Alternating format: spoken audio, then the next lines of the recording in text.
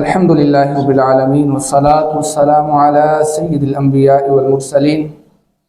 اما بعد فاعوذ باللہ من الشیطان الرجیم بسم اللہ الرحمن الرحیم قال اللہ تبارک وتعالی فی القرآن المجید قد کان لکم آیۃ فی فئتین التقطا صدق اللہ مولانا العظیم وصدق رسولہ النبی الکریم الامین ونحن على ذلك لمن الشاهدين والشاكرين ببركته إن الله وملائكته يصلون على النبي يا أيها الذين آمنوا صلوا عليه وسلموا تسليما مل کر پڑھ لیجیے الصلاة والسلام عليك يا رسول الله وعلى آلك وأصحابك يا حبيب الله الصلاة والسلام عليك يا نبي الله وعلى آلك وأصحابك يا نور الله۔ رمضان المبارک کا مبارک اور عظمتوں والا مہینہ جاری ہے اور آدھا مہینہ گزر چکا ہے اور آدھا مہینہ باقی رہ گیا ہے۔ اللہ تبارک و تعالی جو ایام باقی ہیں ان میں ہمیں اپنی خوب عبادت کی توفیق عطا فرمائے۔ 17 رمضان المبارک یہ یوم جنگ بدر کے نام سے بہت زیادہ مشہور ہے کہ اسلام کی سب سے پہلی جو جنگ ہوئی ہے وہ 17 رمضان المبارک کو ہوئی، اور اسی طرح 19 رمضان المبارک کو اسی سال جس سال جنگ بدر ہوئی اسی سال 19 رمضان المبارک کو نبی پاک صلی اللہ تعالیٰ علیہ وسلم کی پیاری شہزادی حضرت رقیہ رضی اللہ تعالیٰ عنہ کا انتقال ہوا، اور نبی پاک علیہ السلام وہاں جنگ فرما رہے تھے تو اس وقت آپ کی یہ شہزادی حضرت رقیہ رضی اللہ تعالیٰ عنہ بیمار تھی، اور 19 رمضان المبارک کو جس وقت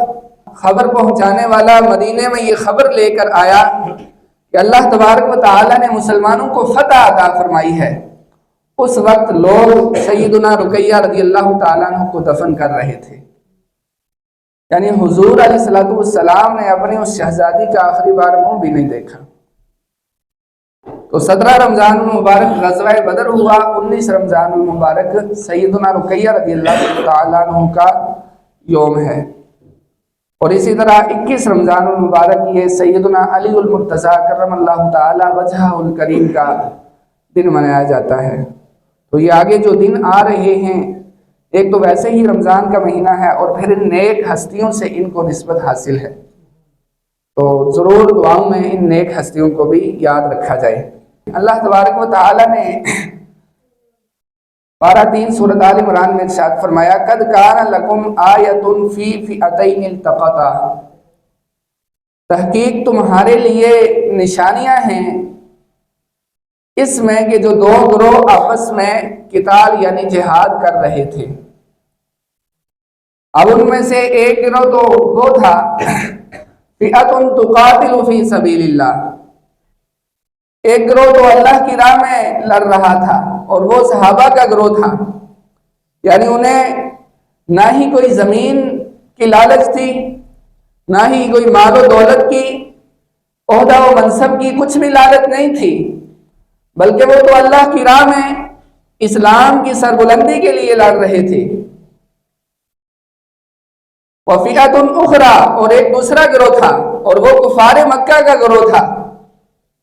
جو اسلام کو صفحہ ہستی سے مٹانے کی کوشش کر رہے تھے، جو اس لیے لڑ رہے تھے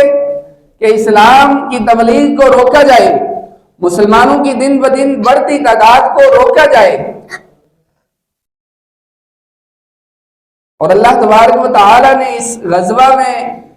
مسلمانوں کو فتح عطا فرمائی، اور جنگ بدر میں اللہ تبارک و تعالی نے مسلمانوں پر بے شمار عنایتیں کی۔ اب وہ عنایتیں کیا ہیں کہ اللہ تبارک و تعالی نے فرشتے اتار کر مسلمانوں کی مدد کی، اور اسی طرح میدان بدر میں وہ ایک ریگستانی میدان ہے، وہاں پانی کی بھی کمی ہے، وہاں پر خشکی ہو تو انسانوں اور جانوروں کے لیے چلنا بھی مشکل ہے۔ اللہ تبارک و تعالی نے بارش اتار کر پانی کے اسباب بھی پیدا فرما دیے، اور پھر اس بارش کی وجہ سے وہ زمین بھی چلنے کے قابل ہو گئی، اور پھر سب سے بڑی مدد تو اللہ تبارک و تعالیٰ نے یہ فرمائی، کافرۃ یرونہم مثلیہم رأی العین، کہ وہ جو کافر تھے وہ جب مسلمانوں کو دیکھتے تھے تو وہ اپنے سے دگنا دیکھ رہے تھے۔ یعنی اللہ تبارک و تعالیٰ نے ان لوگوں کے دلوں میں مسلمانوں کا ایسا رعب ڈال دیا کہ بظاہر مسلمانوں کی تعداد 313 تھی اور کفار کی تعداد 1000 تھی، لیکن اللہ تبارک و تعالیٰ نے ان لوگوں کے دلوں میں ایسا رعب ڈالا اور فرشتے اتار کر اللہ تبارک و تعالیٰ نے مسلمانوں کی ایسی مدد کی کہ وہ کفار مسلمانوں کو اپنے سے دگنا دیکھ رہے تھے۔ سب سے پہلے تو یہ بات ہمیں غور کرنی ہے کہ اللہ تبارک و تعالیٰ نے فرمایا کہ قد کان لکم آیۃ، تحقیق اس میں تمہارے لیے نشانیاں ہیں۔ یعنی جو جنگ بدر ہوئی وہاں پر اللہ نے فرشتے اتارے، وہاں پر اللہ نے بارش اتاری، کفار کے دلوں میں مسلمانوں کا رعب بٹھا دیا، فرمایا کہ اس میں تمہارے لیے نشانیاں ہیں۔ اب غور کرنے کی بات ہے کہ اس میں کیا نشانیاں ہیں، تو اس آیت کے ذرا پس منظر پر غور کیا جائے تو کفار مکہ یہ اس وقت اپنے آپ پر بڑا فخر کرتے تھے، بڑا ناز کرتے تھے کہ ہم مال و دولت والے ہیں، ہمارے پاس افرادی قوت زیادہ ہے، ہمارے پاس جنگ کے اسباب، جنگ کی اشیاء زیادہ ہیں، ہم اسلام کو مٹا دیں گے، ہم مسلمانوں کو مٹا دیں گے، یہ مسلمان ان کے پاس تو ہے ہی کچھ نہیں ہے، یہ ہمارا کیا بگاڑ سکتے ہیں۔ تو جب کفار نے اس طرح کی باتیں سوچی، اس طرح کی باتیں کی، تو اللہ تبارک و تعالیٰ نے ان کفار کو بھی اور قیامت تک کے تمام یہود و نصارہ اور غیر مسلموں کو یہ بات بتا دی، قد کان لکم آیۃ فی فئتین التقطا، کہ تحقیق تمہارے لیے اس میں نشانیاں ہیں۔ یعنی جس طرح غزوہ بدر میں بظاہر مسلمانوں کی تعداد 313 تھی اور کفار کی تعداد 1000 تھی، کفار افرادی قوت میں زیادہ تھے، ان کے پاس جنگ کے اسباب زیادہ تھے، مسلمانوں کے پاس بظاہر کچھ نہیں تھا، مسلمانوں کے پاس 8 تلواریں تھیں، 70 اونٹ تھے، اور اس کے علاوہ زیادہ اسباب سامان نہیں تھا، لیکن اللہ تبارک و تعالیٰ نے فرمایا کہ فتح اور کامیابی یہ مال و دولت کی فراوانی سے نہیں ہوتی، فتح اور کامیابی یہ افرادی قوت کی زیادتی سے نہیں ہوتی، بلکہ فتح اور کامیابی یہ اللہ کی مدد اور نصرت سے حاصل ہوتی ہے۔ تو اللہ تبارک و تعالیٰ نے غزوہ بدر میں مسلمانوں کو فتح دلا کر یہ بتا دیا کہ اگرچہ کفار کے پاس اسباب زیادہ ہوں، اگرچہ کفار کے پاس مال و دولت زیادہ ہو، لیکن اللہ تبارک و تعالیٰ جس کی مدد فرمائے گا کامیابی اسی کی ہوگی۔ تو اس سے معلوم ہوا کہ اللہ تبارک و تعالیٰ کی مدد پر ہی کامیابی کا دار و مدار ہے۔ اور اسی طرح بعض چیزوں کے خفیہ اسباب بھی ہوتے ہیں۔ بعض اوقات انسان ہے نا، انسان ظاہری اسباب کو دیکھتا ہے، انسان تو یہی دیکھے گا کہ فلان کے پاس مال و دولت زیادہ ہے وہی ترقی کرے گا، یا فلان لشکر، فلان جو فوج ہے اس کے پاس جنگ کے اسباب، جنگ کے ہتھیار زیادہ ہیں تو وہی کامیاب ہوں گے۔ لیکن بعض اوقات خفیہ اسباب بھی ہوتے ہیں جو کامیابی کا سبب بنتے ہیں، تو ان خفیہ اسباب کو بھی سمجھنا چاہیے۔ بعض اوقات انسان کہتا ہے کہ میں نے بڑی محنت کی، بڑی کوشش کی، مجھے کامیابی نہیں ملی، تو یہ کامیابی کا نہ ملنا اصل میں معرفت کی کمی ہے کہ ہم نے اصل اسباب کو پہچانا ہی نہیں، ورنہ اللہ تبارک و تعالیٰ تو کسی کی محنت کو ضائع نہیں فرماتا، بلکہ انسان نے محنت ہی غلط جگہ پر کی ہے، اور غلط جگہ پر محنت کرنے کا کوئی نتیجہ تو نہیں ملتا۔ اب دیکھیں مثلا انسان کو بھوک لگی ہے تو انسان کھانا کھائے گا، اس کا تب بھوک مٹے گی۔ بھوک لگی ہے، انسان پتھر کھانا شروع کر دے تو اس کی بھوک نہیں مٹے گی۔ اور اسی طرح اگر کسی شخص نے مدینے جانا ہے اور وہ ساؤتھ افریقہ کے جہاز پر بیٹھ جائے تو وہ مدینہ نہیں پہنچے گا۔ یعنی انسان جو صحیح اسباب ہیں ان کو اپنائے گا،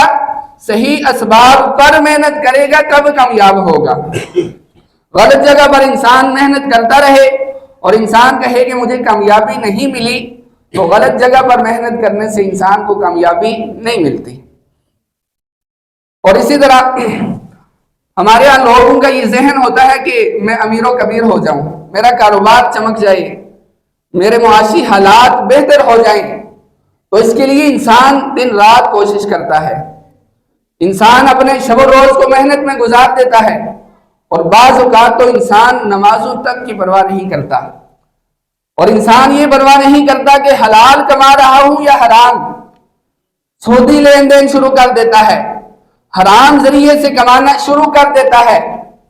بس اسے ایک ہی دھن ہوتی ہے کہ دونوں ہاتھوں سے مال اکٹھا کیا جائے، لیکن پھر بھی انسان یہ رونا رو رہا ہوتا ہے کہ میری پوری نہیں پڑتی، رزق میں برکت نہیں ہے۔ تو سنیے اللہ تبارک و تعالیٰ فرماتا ہے وَفِي السَّمَاءِ رِزْقُكُمْ، تمہارا رزق آسمانوں میں ہے۔ یعنی ہم اس رب کی ذات کو بھول کر کہ جو رزق دینے والا ہے، دنیا کے پیچھے پڑ کے رزق تلاش کر رہے ہیں، اور جو حقیقت میں رب رزق دینے والا ہے اسے بھول کر ہم چاہتے ہیں کہ ہمارے مال میں برکت ہو، تو کیسے برکت ہو سکتی ہے؟ اللہ تبارک و تعالیٰ نے فرمایا کہ وَفِي السَّمَاءِ رِزْقُكُمْ، تمہارا رزق آسمانوں میں ہے۔ یعنی ہم اس رب کی ذات سے اپنے تعلق کو مضبوط کر لیں، وہ جو رزق بانٹنے والی ذات ہے اس سے اپنے رشتے کو مضبوط کر لیں، تو تب ہمارے رزق میں برکت ہو سکتی ہے، تب ہمارے معاشی حالات بھی بہتر ہو سکتے ہیں، کاروبار بھی چمک سکتا ہے۔ تو اس رب سے رشتے کو مضبوط کرنے کی ضرورت ہے۔ اور اسی طرح پھر ہم اپنی ذات پر خرچ کرنے کی باری آئے نا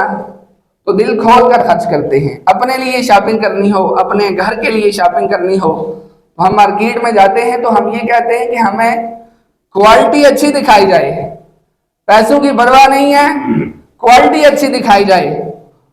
اور پھر دوسری طرف دیکھا جائے تو اللہ کی راہ میں خرچ کرنے کی باری آئے تو ہم پیسے گنتے ہیں، اپنے لیے چیز کی خریدی، پیسے نہیں گنے، جتنے بھی لگتے ہیں لگ جائے، چیز اچھی مل جائے۔ اللہ کی راہ میں خرچ کرنے ہو تو وہی پیسے ہم گننا شروع کر لیتے ہیں۔ اور حضرت قیس رضی اللہ تعالیٰ عنہ یہ اللہ کی راہ میں بڑا دل کھول کر خرچ کیا کرتے تھے۔ ان کے بھائی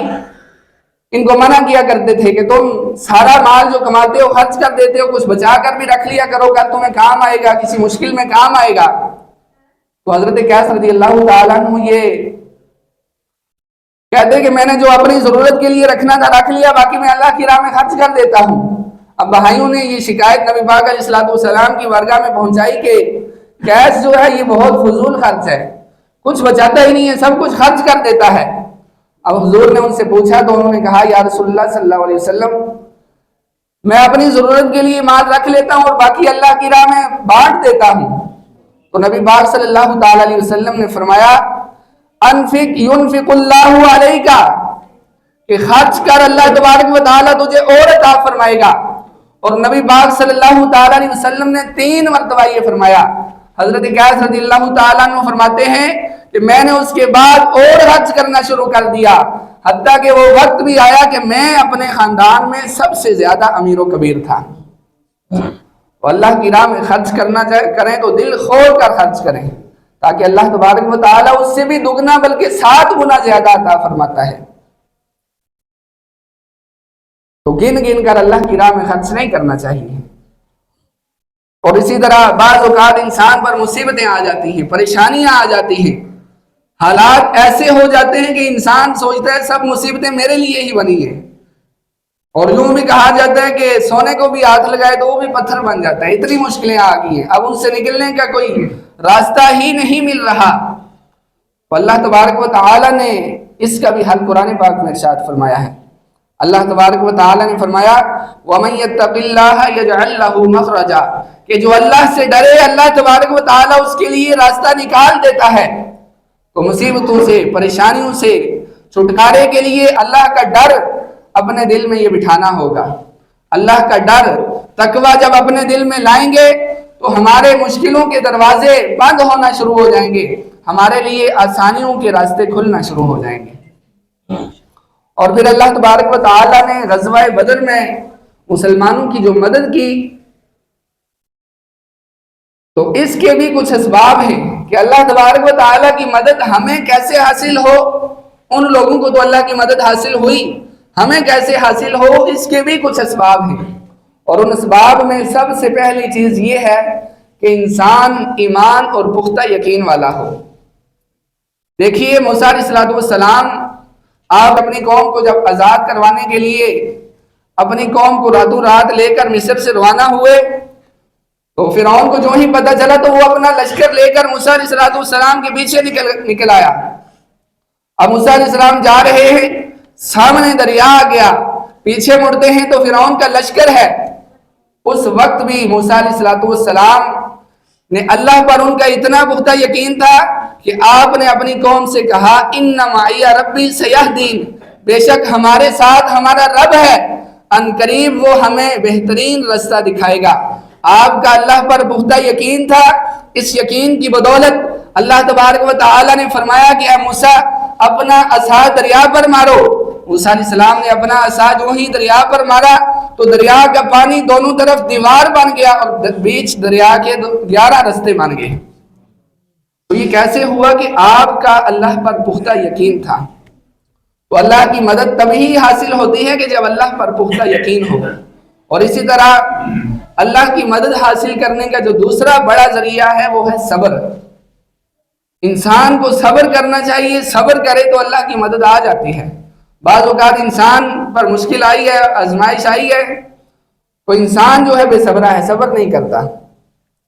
حالانکہ اللہ تبارک و تعالی صبر کے بعد جو انسان کو منزل عطا فرماتا ہے وہی اصل کامیابی ہے. دیکھیے یوسف علیہ السلام آپ نے کتنا زیادہ صبر کیا. اللہ تبارک و تعالی نے آپ کو آپ کا مقام پہلے دکھا دیا تھا، یعنی آپ چھوٹی عمر میں تھے، آپ کو خواب دکھا دیا تھا کہ 11 ستارے چاند اور سورج آپ کو سجدہ کر رہے ہیں. اب اس مقام کو حاصل کرنے کے لیے یوسف علیہ السلام نے کتنا صبر کیا. کنعان کے کنویں میں گرے، مصر کے بازاروں میں بکتے رہے، وہی مصر میں آپ 12 سال قید رہے. اتنا صبر کیا، پھر جا کے اللہ تبارک و تعالی نے آپ کو وہ مقام عطا فرمایا کہ سارا مصر آپ کا غلام بن گیا اور آپ سارے مصر کے آقا بن گئے. تو اللہ کی مدد حاصل ہوتی ہے انسان کو صبر کے ذریعے. اور اسی طرح اللہ کی مدد حاصل کرنے کا جو تیسرا ذریعہ ہے وہ ہے انسان دوسروں کی خیر خواہی کرتا رہے، دوسروں کی مدد کرتا رہے. حدیث پاک میں اللہ تبارک و تعالی نے ارشاد فرمایا کہ مسلمان جب تک اپنے دوسرے مسلمان بھائی کی مدد میں لگا رہتا ہے اللہ تبارک و تعالی اس کی مدد بھی کرتا رہتا ہے. اور چوتھا ذریعہ جو اللہ تبارک و تعالی کی مدد حاصل کرنے کا ہے وہ ہے انسان دین کی خدمت کرے، دین کی مدد کرے. اللہ تبارک و تعالی نے قرآن پاک میں ارشاد فرمایا کہ اگر تم اللہ کے دین کی مدد کرو گے تو اللہ تبارک و تعالی تمہاری مدد کرے گا. یعنی انسان پر کوئی مشکل آ جائے، پریشانی آ جائے تو انسان ظاہری اسباب کو بھی ضرور اپنائے.